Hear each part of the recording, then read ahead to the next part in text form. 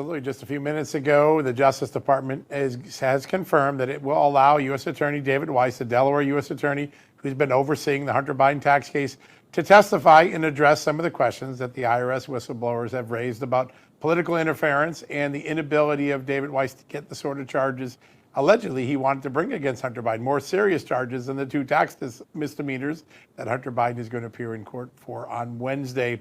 That's a big concession for the Justice Department, but there's also a warning sign in the letter it just sent to House Judiciary Committee Chairman Jim Jordan. In there, it says, listen, we're really upset that you're considering subpoenas to compel other people and other documents to be produced. We think that's premature. In other words, we'll give you Weiss, but you might not get anything else that would contradict him or be in our files. So keep an eye on this. I think this is going to shape up to be a subpoena battle. I wouldn't be surprised if Judiciary starts issuing subpoenas, even in spite of this offer from the Merrick Garland Justice Department tonight, to let David Weiss, the head of the Hunter Biden tax probe, testify.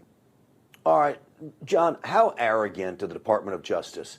Congress still has oversight over any agency, including the Department of Justice. They have funding control over any of these agencies. And right. Even the thought that they would send a warning to Congress. If anybody should be sending warnings, it should be Congress back to the Department of Justice. Yeah. Listen, the Justice Department has continually thumbed its nose at congressional oversight, done the bare minimum most times. People are going to see that later this week. I've assembled a series of documents that were not made available to Trump's impeachment team during the 2019 impeachment, were not made available to Ron Johnson and Chuck Grassley's investigation in 2020, not made available even to this day to James Comer, Jim Jordan, and Chairman Smith, who you just had on that clip a few seconds ago.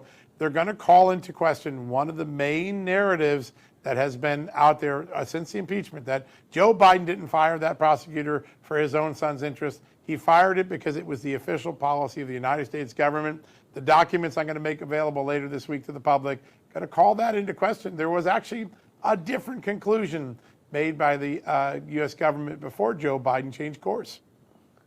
Well, that would be very, very powerful. Two parts of that would be powerful. One, the information in it, and two, that they withheld this information while the president is being impeached. I would think that you would have every right to have every document to make your defense. And holding back documents in a trial like that with such implications, to me, makes my stomach sick.